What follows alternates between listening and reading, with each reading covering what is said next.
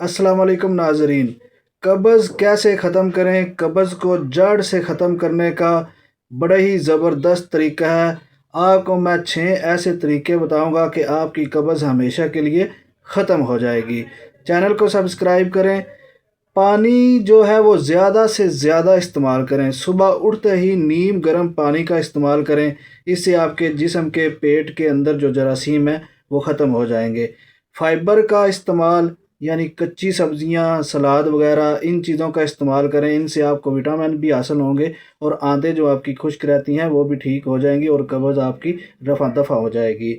इसबगोल का छिलका दूध में या पानी के साथ इस्तेमाल करें, ये बहुत अच्छा है। आंतों को ताकत देता है, जिस्म को भी क़ुव्वत मुदाफ़त फराहम करता है। अंजीर या आलू बुखारा का इस्तेमाल करें, बहुत अच्छा है। अंजीर या आलू बुखारा आपकी सेहत के लिए भी अच्छा है, आपकी इम्यूनिटी के लिए भी अच्छा है, आपकी आंतों के लिए, आपकी मैदा के लिए अच्छा है और कब्ज़ को रफ़ा दफ़ा करता है। दही का इस्तेमाल बहुत अच्छा है। दही जो है वो आपके आंतों के अंदर के जरासीम जो है, मैदा के अंदर के जो जरासीम है उनको भी ख़त्म करता है। ये बवासीर, कब्ज़ वगैरह के लिए बहुत अच्छा है। दही का ज़्यादा से ज़्यादा इस्तेमाल करें।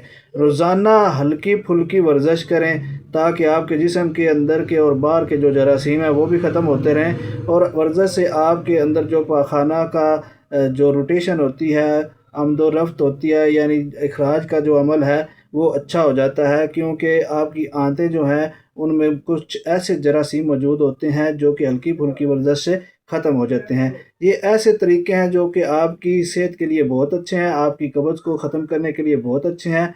मेरे चैनल पर शुक्रिया आने का।